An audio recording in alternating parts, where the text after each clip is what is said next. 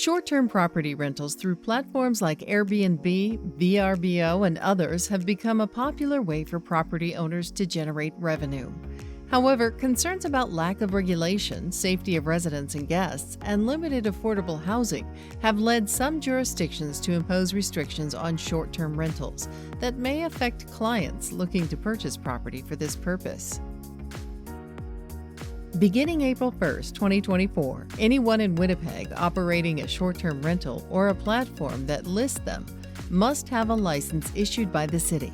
The city has indicated the goal of the license is to help regulate these types of operations and ensure operators are held responsible for providing safe accommodations that are respectful to their neighbors. Additionally, Winnipeg property purchased after February 23, 2023 can only be used as a short-term rental if it is the owner's primary residence.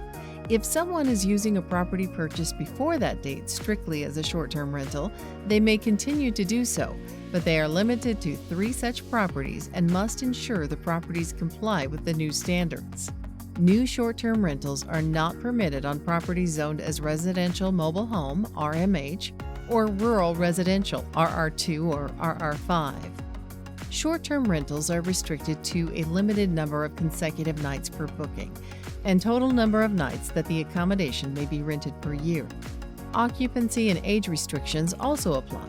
For more detailed information about these restrictions, review the links provided in the description.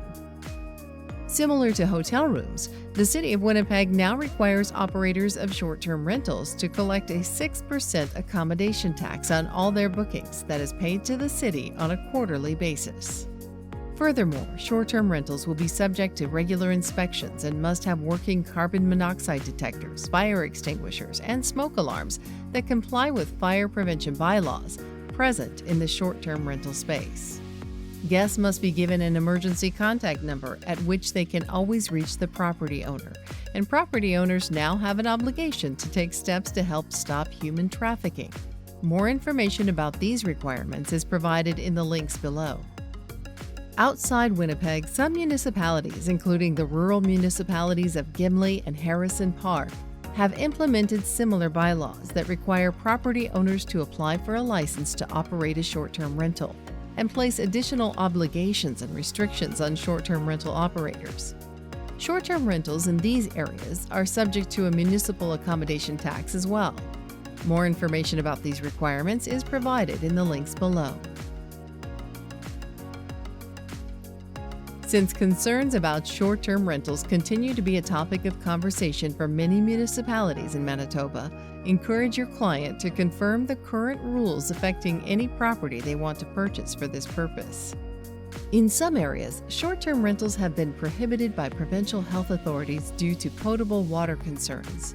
So for properties not connected to municipal water systems, your client should also confirm that this is not an issue.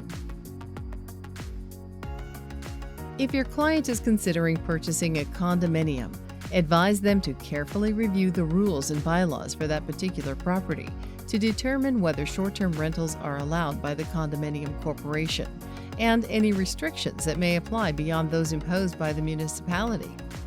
Your client should also check the disclosure form to ensure there are no proposed amendments to the rules or bylaws related to short-term rentals. Unit owners will typically need a letter of permission from the condo board to operate a short-term rental, regardless of where in Manitoba the condominium is located. Although the Condominium Act of Manitoba does not allow condominium corporations to prohibit owners from renting their units, the definition of rental units is tied to the Residential Tenancies Act and does not apply to short-term rentals. So a condominium corporation may forbid unit owners from operating short-term rentals if they choose. While it is helpful for you to be aware of the rules regarding short-term rentals in your area, you must advise your buyer client to do their own due diligence to ensure the property can be used for the purpose they intend.